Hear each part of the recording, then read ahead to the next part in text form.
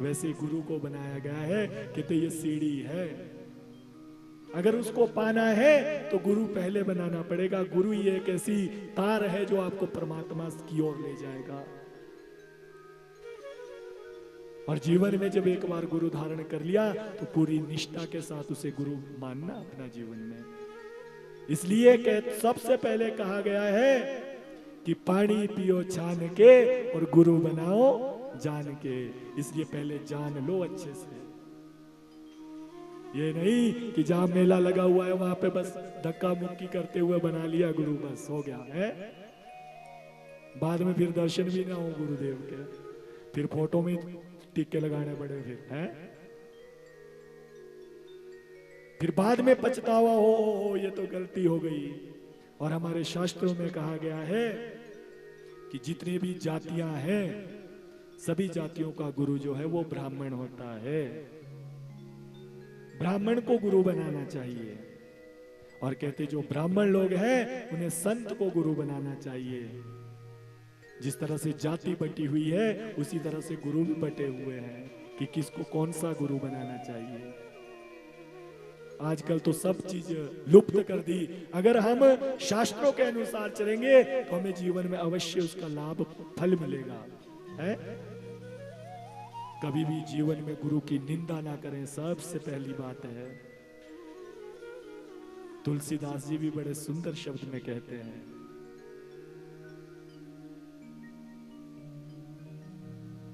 हरि निंदा सुने ही जो काना।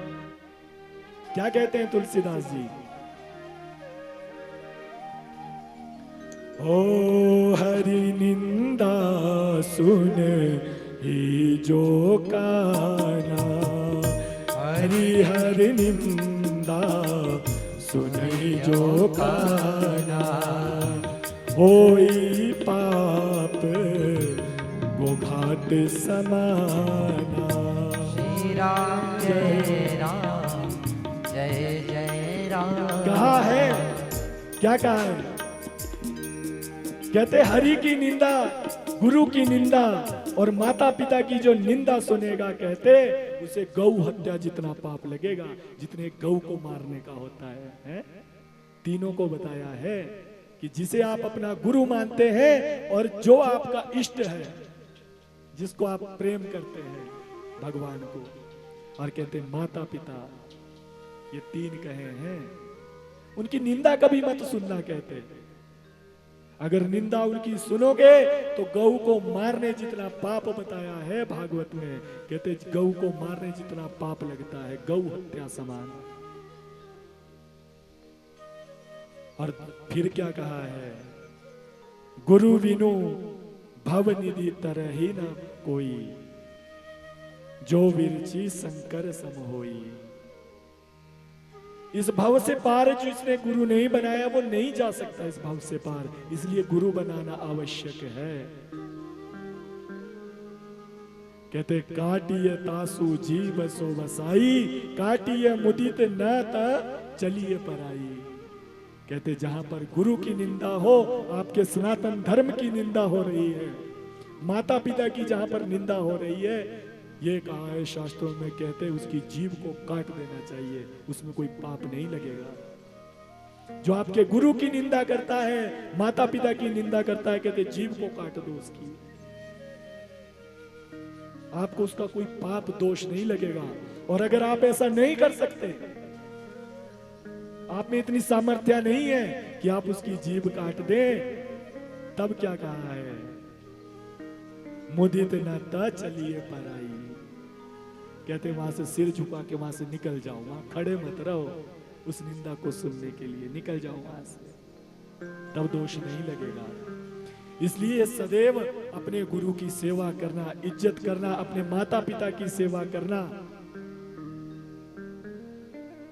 भगवान की सेवा चाहे कम ही हो कोई बात नहीं, परंतु माता पिता की सेवा जब तक जीवित है पूरी श्रद्धा से, पूरी प्रेम से करना, ये संस्कार है हमारा जो लुप्त तो हो रहा है धीरे धीरे। जैसे माता पिता को बुढ़ापा आता है, ऐसे सोचते हैं ये कुछ नहीं है, जबकि उन्हीं का ही है सब कुछ दिया हुआ। अरे तेरे तूने जो ये शरीर पाया है, माता पिता नहीं होते तो कैसे बढ़ता। माता ने अपना खून पिला पिला कर, एक एक कण कण रत्ती रत्ती भर करके तुझे ऊपर किया है। उस मां से बड़ा हो सकता है कोई? कोई नहीं हो सकता उस मां से बड़ा। मां जितना प्यार जीवन में किसी ने नहीं किया है, पर उसमें जो है वो पिता का भी सम्मान कोई कम नहीं है। उस पिता ने ना दिन देखा है और ना रात देखी है। अपने बच्चों के कमाने के चक्कर में उसने अपने घर का खाना भी छोड़ दिया है कि मेरा परिवार सुखी रहे। अपना सुख सब कुछ छोड़ दिया उसने। दिन रात कमाने लगा है, दिन रात लगा हुआ है कमाने के लिए है।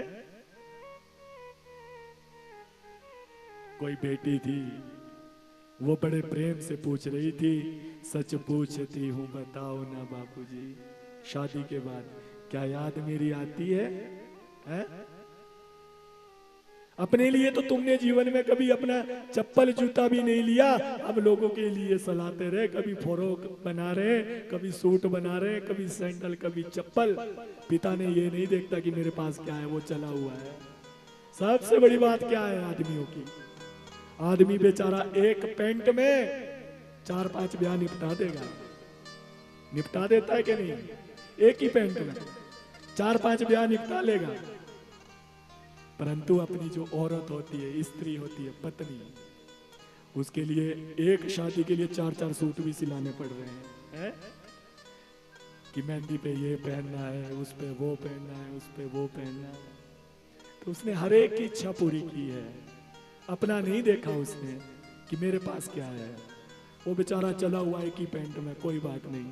कहते आदमियों का तो ऐसे ही चलता रहता है, और ये सच बात है।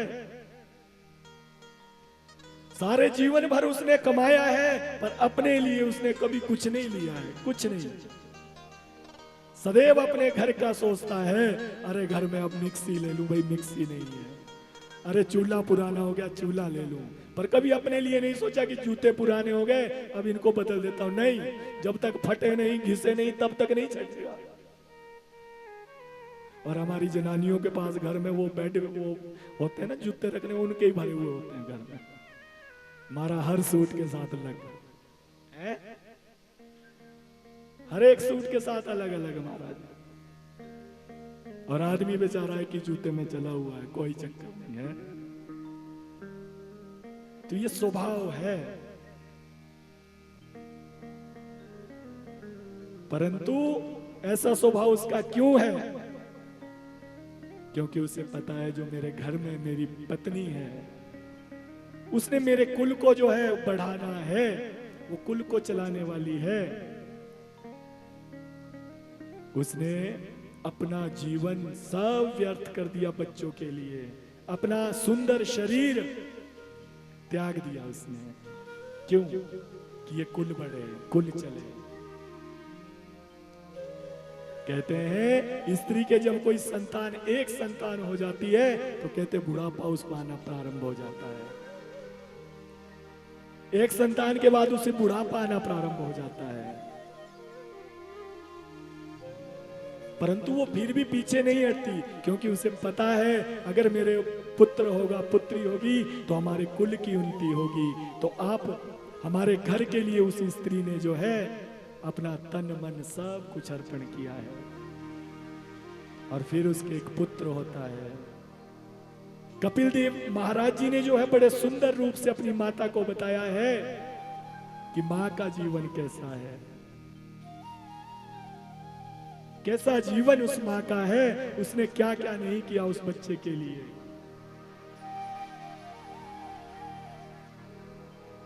परंतु आज के बच्चे जो है वो अपनी मां को कुछ नहीं समझते हैं।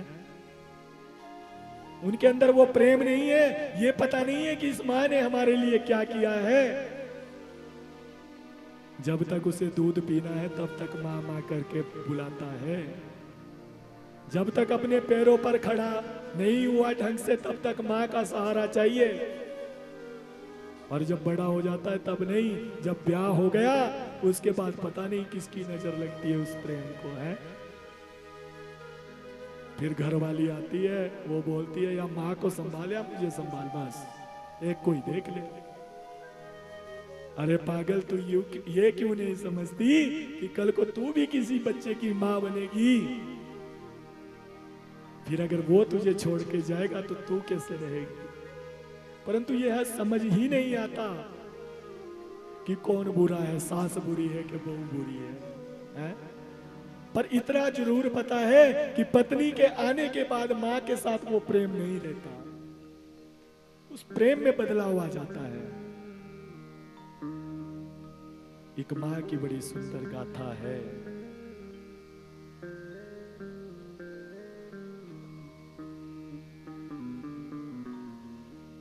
खून से सींचा जिसको मैंने,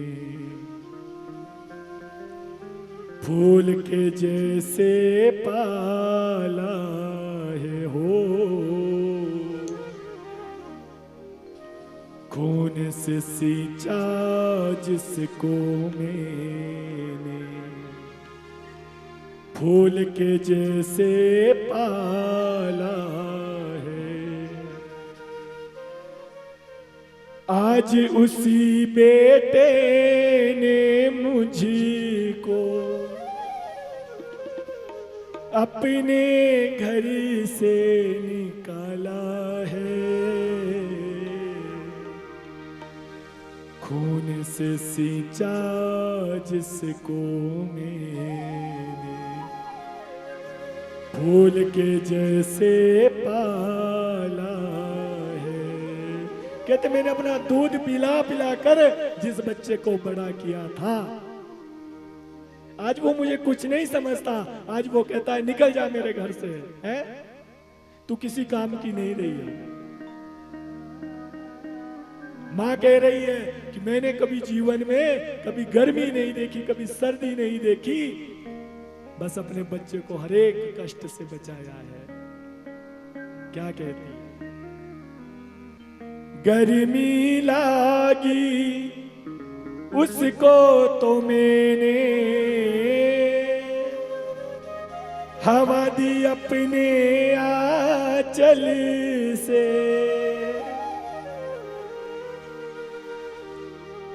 सर्द हवा का झोंका आया, लगा लिया दिल से अपने।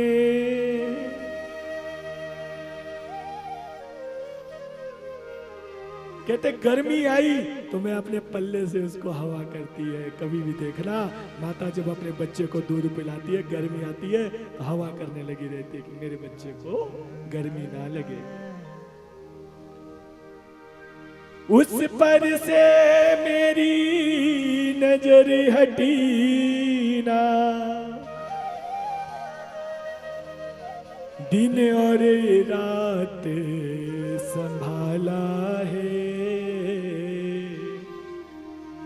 खून से सींचा जिसको मेरे,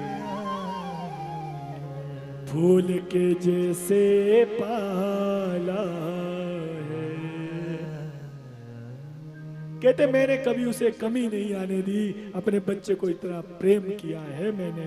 कैसा भी वक्त जीवन में रहा हो और उसको कभी कमी नहीं आने दी, चाहे उस माता को किसी के घर में जाकर बर्तन ही साफ क्यों ना करने पड़े, है कमी नहीं आने दी। तब कहती है वक्त रहा हो जैसा भी परे, उसको कमी ना आने दी, उसको कमी ना आने दी। उसकी हर मुस्कान के आगे हर कुर्बानी मैंने दी। बेटे के सुख चिंता में अपना गम भी भुलाया है, खून से सींचा जिसको मैंने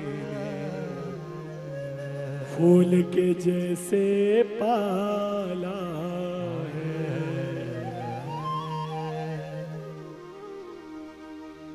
कभी उस बच्चे को कमी नहीं आई। और बात देखना सबसे बड़ी क्या होती है, अगर बच्चे को कुछ चाहिए ना तो क्या करता है, पिता के पास नहीं दे जाता, कभी भी अपनी माँ को पकड़ लेता है, माँ मुझे ये चाहिए। जबकि माँ कुछ नहीं दे सकती, उसके पास तो कभी पैसे भी नहीं होते बेचारी के पास। फिर वो महाराज कान में फूंक लगा लगा के ले लो महाराज, ले लो, इस एक बार ले लो, चाहे जैसी मर्जी स्थिति हो, बड़ी मुश्किल से मनाएगी। अपना स्वार्थ नहीं है उसका, उसमें अपने बच्चे का स्वार्थ है। चाहे जैसी महंगी से महंगी चीज होगी, माँ फिर भी उनको रोज कोसती रहेगी। जब तक वो चीज नहीं आएगी तब तक वो हटती नहीं है, रोज बोलती रहेगी ले लो इसको, ले लो। पर उस माँ ने कभी मना नहीं की। कैसा भी वक्त रहा हो, अपने बच्चे को कभी कमी न आने दी उसने। और उस बच्चे के सुख के चक्कर में अपना हर एक गम भुला दिया। कोई दर्द हो रही है, पीड़ा हो रही है, अगर बुखार भी है ना, तब भी अगर वो बच्चा रो रहा है, बुखार में भी उठेगी, चलेगी, करेगी। गंदा हुआ है उसको साफ करेगी, अपना हर एक दुख भुला देती है। जितना त्याग इस मां ने किया है, उतना त्याग कोई नहीं कर सकता। परंतु एक बात तो सोचती है, आज जो दुख देख रही हूं, कल को मेरा बेटा बड़ा होगा, अच्छा समय आएगा, फिर जब अच्छा समय वो लगेगा आने, तो मेरा बच्चा भी बड़ा पढ़ लिख कर कुछ ना कुछ नौकरी में अच्छी करेगा भाई, है तब मेरे दुख दूर होंगे। ये सोच रही है, उसकी ये सोच होती है। तब क्या कहती है, आश थी जिस दिन बड़ा आदमी, लाल मेरा बन जाएगा,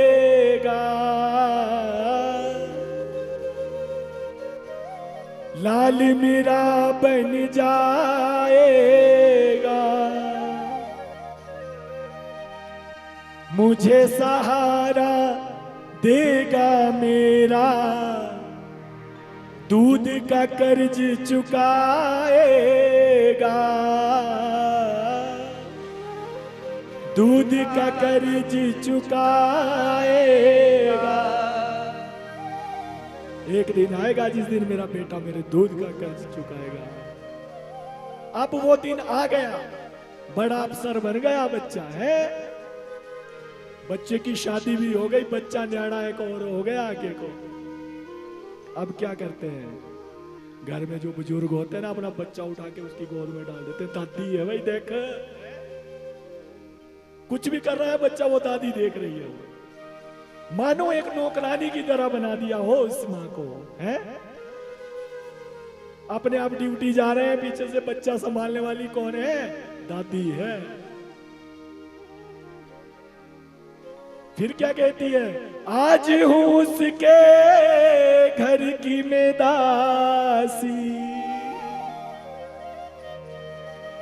आज हूं उसके घर की मैं दासी, सेठ वो पैसे वाला है, खून से सींचा जिसको मैंने, फूल के जैसे पाला है। कहते बड़ा सेठ हो गया है, अब उसने मुझे भी नौकरानी रख लिया है, ये कर्ज चुकाया उसने अपनी माँ के दूध का, है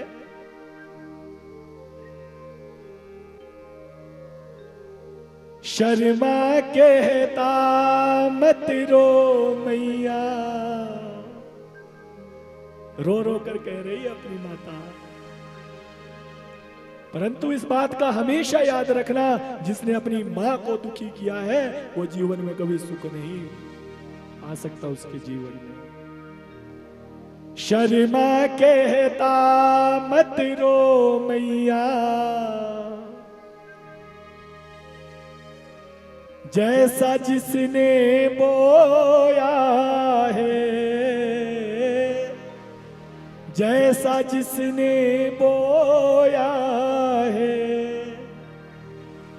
आज नहीं तो कल उसने भी वैसा ही फल पाया है। माँ के दिल को तोड़ के कोई सुखी ना रहने वाला है। खून से सींचा जिसको मैंने, फूल के जैसे पाला है। ओ खून से सींचा जिसको मैंने, फूल के जैसे पाला है। तो जीवन में बात याद रखना, अगर माँ का आशीर्वाद साथ है, कोई भी कितनी भी कठिन चढ़ाई हो गई, उस माँ का नाम ले लेकर जो है आप उस पर्वत को भी चढ़ जाओगे। और जिस इंसान ने अपने माता पिता की सेवा नहीं की, वो पर्वत के ऊपर चढ़ा हुआ भी एक दिन ऐसा गिरेगा, कमर के भार गिरेगा, फिर उठ नहीं पाएगा। इसलिए थोड़ा कमाओ, परंतु अपने माता पिता को हमेशा खुश रखो। कईयों को देखा है विदेश भाग रहे हैं आजकल, सबको लग रही है विदेश भागने की। बूढ़े माता पिता घर में पड़े हुए हैं, कोई आज खाना बनाने वाला भी नहीं है? इसलिए भगवान की पूजा कहते बाद में, सबसे पहले घर में जो आपके देवता है, कौन कौन से देवता बताए हैं? मातृदेवो भव, पितृदेवो भव, है? माता पिता सबसे पहले आपके भगवान हैं। उनकी सेवा अगर अच्छे से हो गई तो सब कुछ हो जाएगा। इसलिए माँ के बराबर तो कोई अच्छा हो ही नहीं सकता है। तो कितनी अच्छी है, तो कितनी भोली है, प्यारी प्यारी है। ओ माँ, ओ माँ, ओ माँ,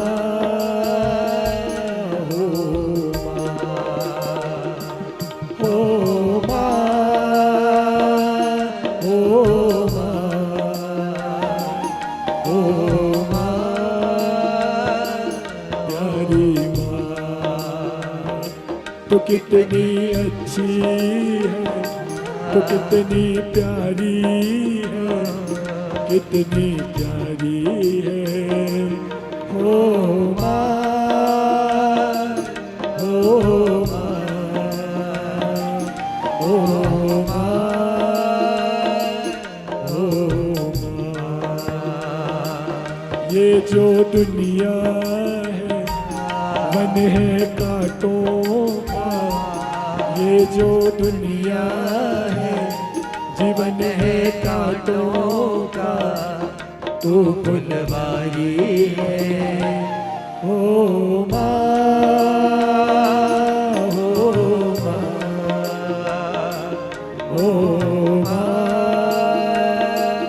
ओ माँ। जो अपनी माँ से प्यार करता है, जरा एक बार ताली बजा लो अपनी माँ के लिए।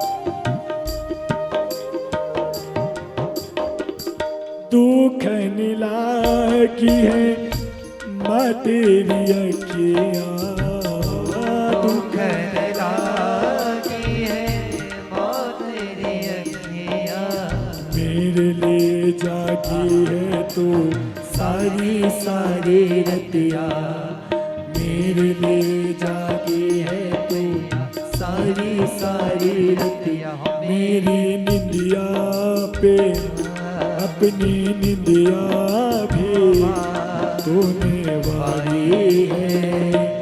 हो माँ, हो माँ, हो माँ,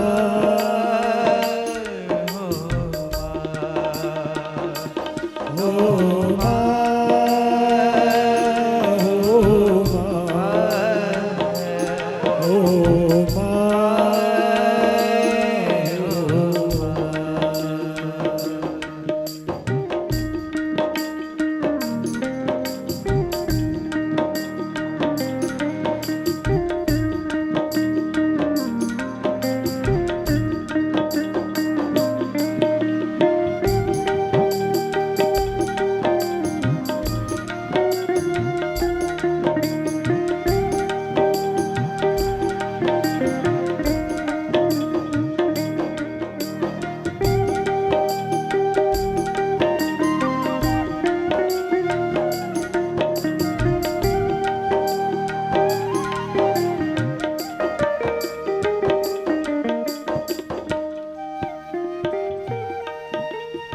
एक बात माँ की जरूर देखी होगी आपने,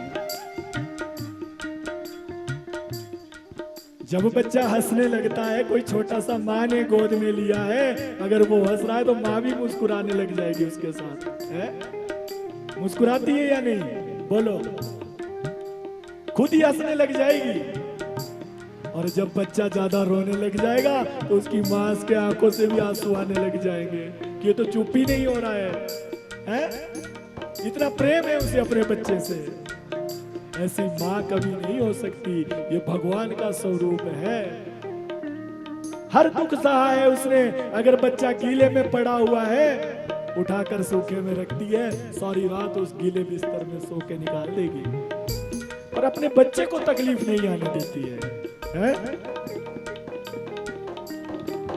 अपना नहीं तुझे सुख दुख कोई, अपना नहीं तुझे सुख दुख कोई, मैं मुस्काया तू मुस्काई, मैं रोया तू रोई, मैं मुस्काया तू मुस्काई, मैं रोया तू रोई, मेरे हंसने पे मेरे रोने पे, मेरे हंसने पे मेरे रोने पे तू बलहारी है।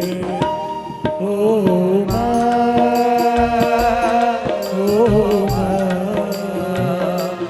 ओ माँ,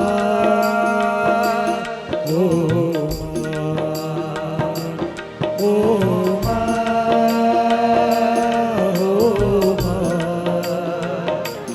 ओ माँ,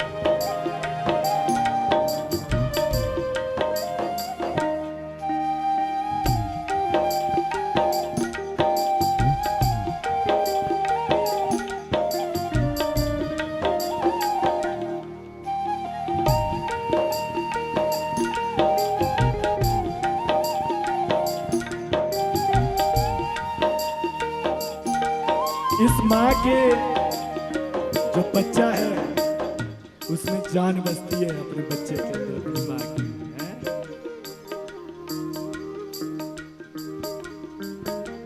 ऐसा लगता है उसे उसने अपना सब जीवन उस बच्चे को दे दिया अपना। और किस्मत वाले होते हैं वही जिनके माँ होती है।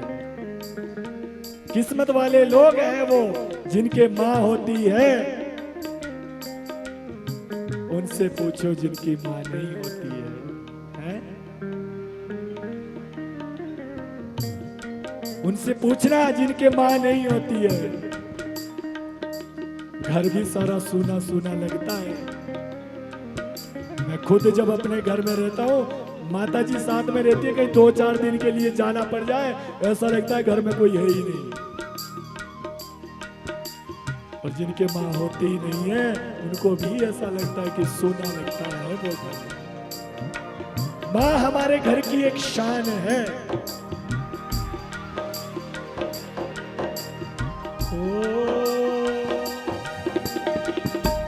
माँ बच्चों की जा होती है, माँ बच्चों की जा होती है। वो होते हैं किस्मत वाले जिनके माँ होती है। वो होते हैं किस्मत वाले जिनकी माँ होती है। तो कितनी सुंदर है, तो कितनी शीतल है, तो कितनी सुंदर है, तो कितनी शीतल है, न्यारी न्यारी है। ओ माँ, ओ माँ,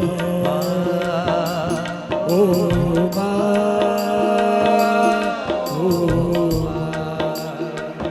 ओ माँ,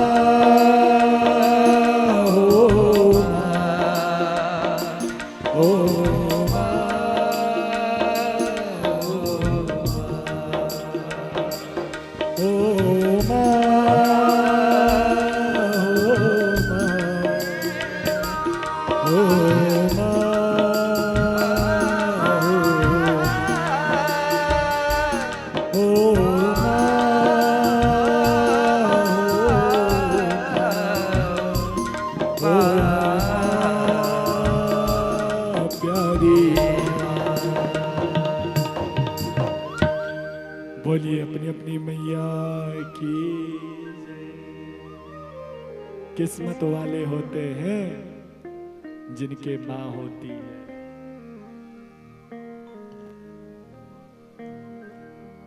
वो भी बड़े किस्मत वाले होते हैं। जैसे आज खेमी है, धनीराम है, ये भी बड़े किस्मत वाले हैं। ऐसे पुत्र को, ऐसी पुत्र की जननी गई है जिसकी याद में आज श्रीमद् भागवत कथा आयोजन आप सबको इसका लाभ मिल रहा है। इस बेटी ने अपनी माता की चतुर्वार्षिक श्राद्ध पर जो है ये कथा का आयोजन रखा है।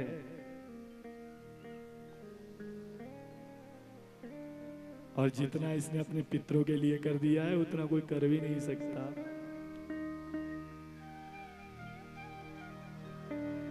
धन्य है ऐसे पुत्र और ऐसी बेटी जो अपने माता पिता से इतना प्रेम करते हैं कि जिनके मन में आ गया कि श्रीमद् भागवत कथा का आयोजन करना है? धन्य है वो कोख। आज इतना मैं विश्वास से कह सकता हूं, आज जहां कहीं भी इनके माता पिता होंगे, आज दोनों हाथ ऐसे कर रखे होंगे उन्होंने इनके लिए आशीर्वाद के लिए। वो भी आज बड़े खुश होंगे कि हमारी याद में श्रीमद् भागवत कथा का आयोजन हो रहा है। दोनों हाथ ऐसे करते हैं पितर आशीर्वाद देने के लिए। कहते हैं वो भी ऐसा सोचते हैं कि हमसे ज्यादा भाग्यशाली कोई नहीं है कि चलो हमारे पीछे कोई करवाने वाला है। नहीं तो बड़े बड़े धनी सेठ जो होते हैं, बड़े बड़े पैसे वाले होते हैं, उनके मन में भी ये बात नहीं आती है? परंतु कहते जिसको ज्यादा प्रेम जिससे है वो उसके लिए सब कुछ करने के लिए तैयार हो जाता है। आज इस बेटी ने जो है अपनी माता पिता का जो कर्ज था आज उससे उन्नति प्राप्त कर रही है। ये अंतिम कार्य होता है चतुर्वार्षिक का। अंतिम कार्य होता है। इसके बाद तो साल में बस हम श्राद्ध करेंगे, हैं? वो भी अगर हुई, नहीं तो कोई नहीं पूछता। ये जो चतुर्वार्षिक होता है ये अंतिम होता है, जो जाने वाला है, जो चला गया है, उसके लिए सिर्फ हम चतुर्वार्षिक श्राद्ध ही करते हैं। उसके बाद कुछ नहीं होता है पितरों के लिए, या होता है कुछ, बता दो। एक वार्षिक श्राद्ध होता है, साल भर के बाद होता है, और दूसरा ये चतुर्वार्षिक श्राद्ध होता है।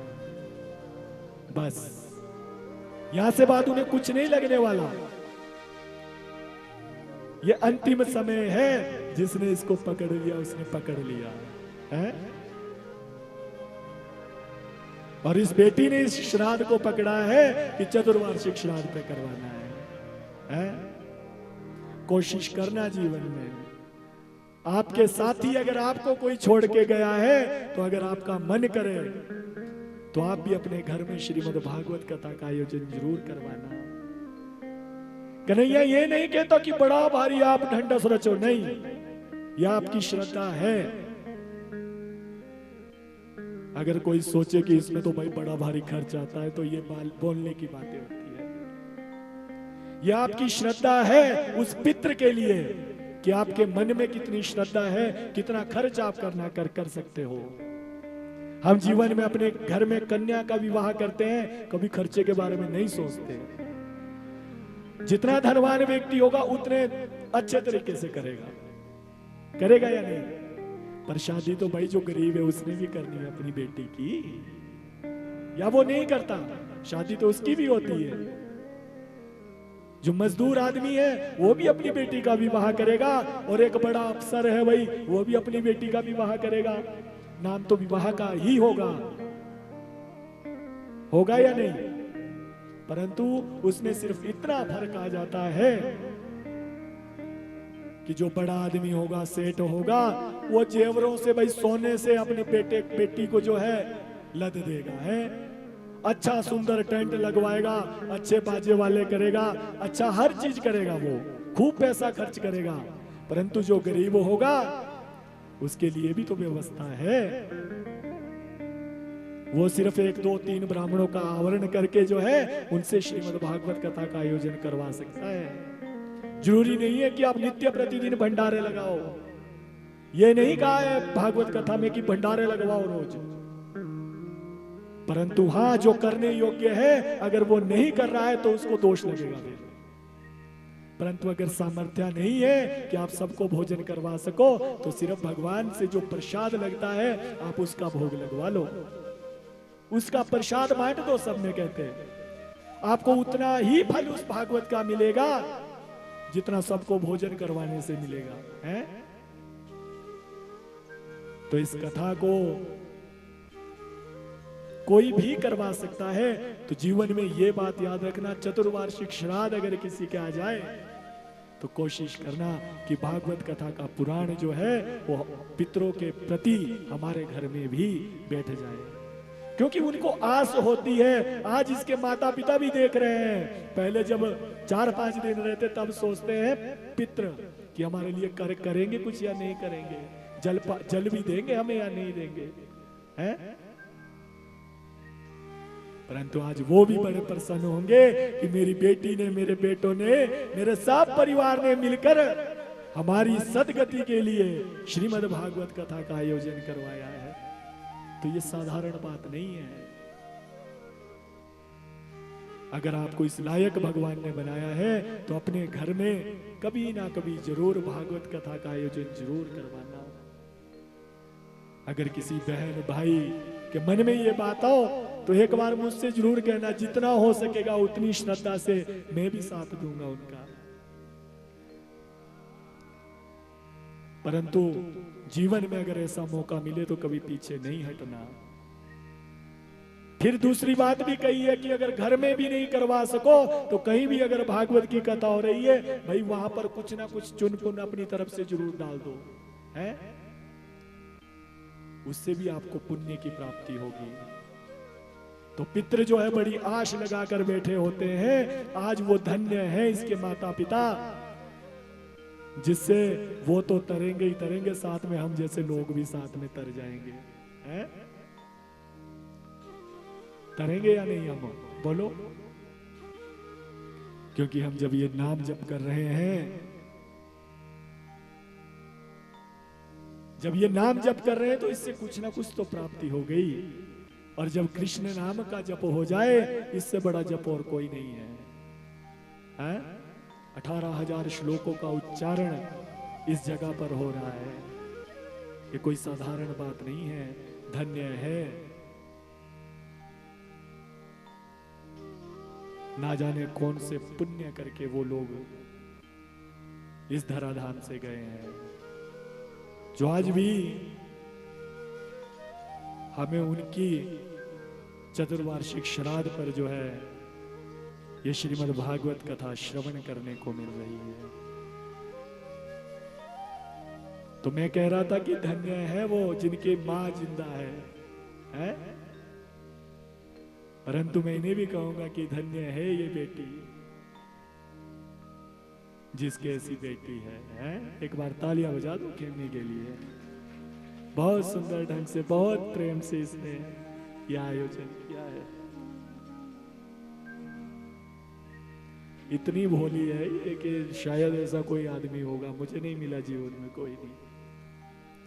जो बोलो बस करने को तत्पर रहती है, खड़ी रहती है।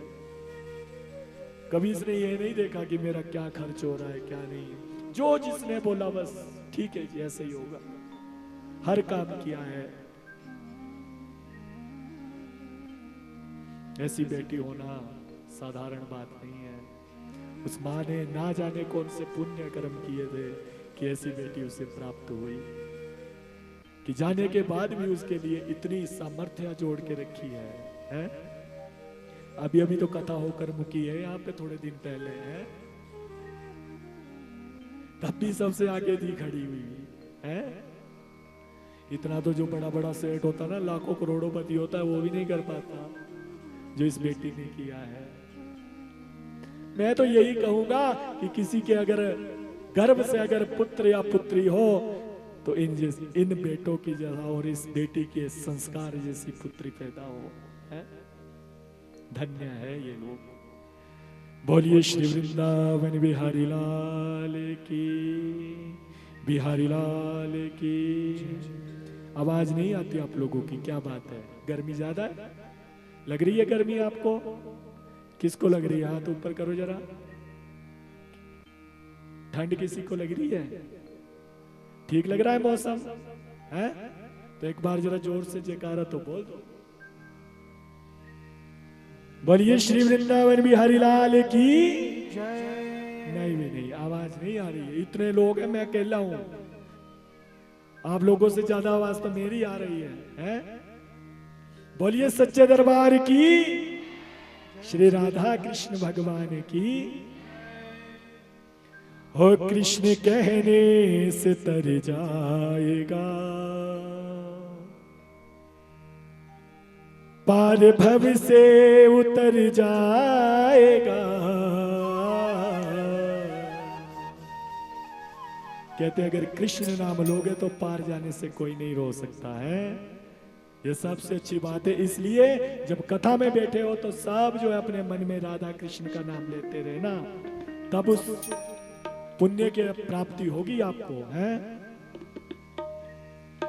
हो कृष्ण कहने से तर जाएगा,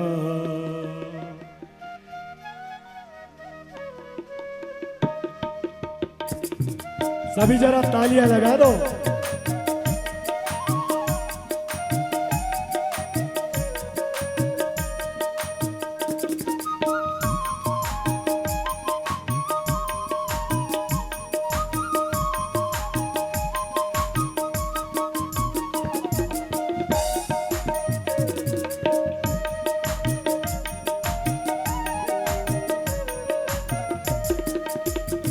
कृष्ण कहने से तर जाएगा, हो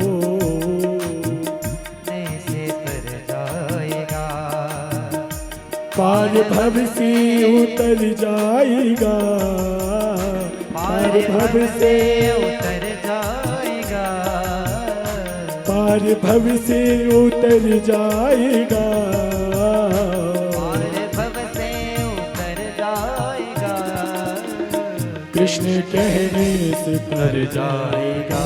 ओ कृष्ण कहने से तर जाएगा। हाथ उठा के जरा तालियां लगा लो भैया। बोलिए सच्चे दरबार की।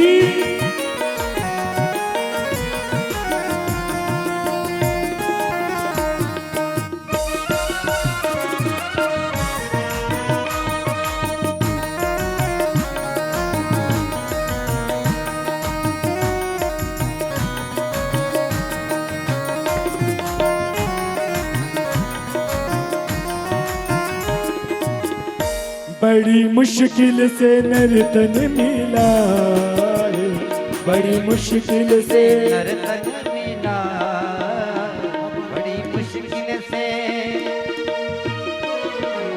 बड़ी मुश्किल से नर्तन मिला, बड़ी मुश्किल से नर्तन मिला, क्या पता फिर मिल जाएगा।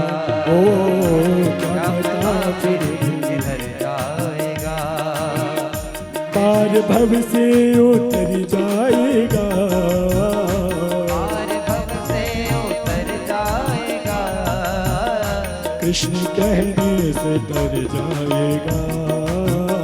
कृष्ण कहने से तर जाएगा। राधे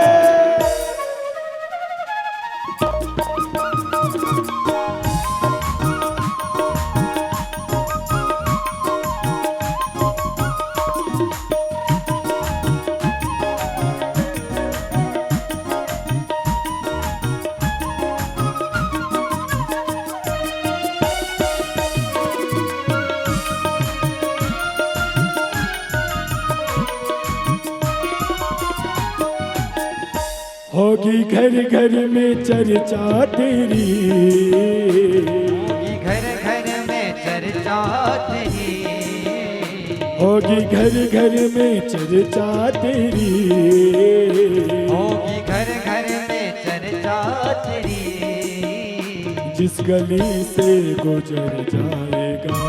ओ जिस गली से गुजर जाएगा, पार भव से उतर जाएगा, पार भव से उतर जाएगा, कृष्ण कहने से तर जाएगा।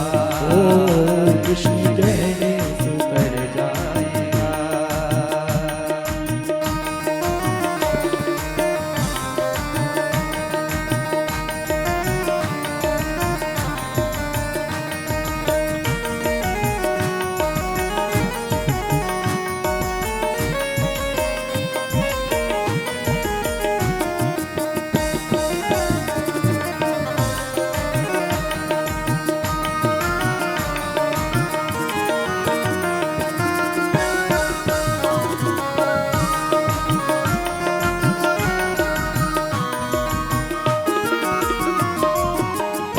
उसके आगे तू झोली फैला, उसके आगे तू झोली फैला, उसके आगे तू झोली फैला, उसके आगे तू झोली फैला, दाता झोली को भर जाएगा।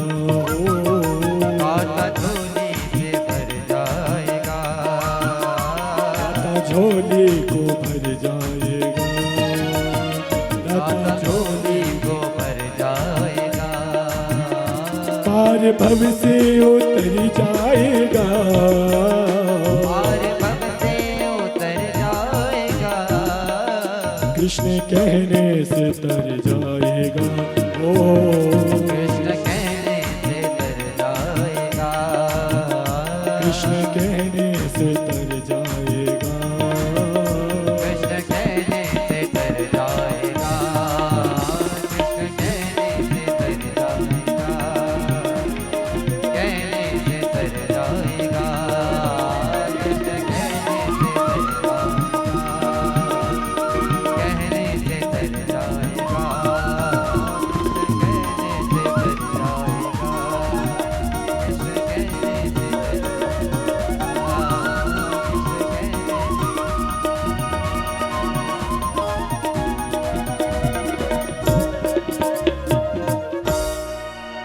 बोलिए श्री वृंदावन बिहारी लाल की, आनंद कंद भगवान की।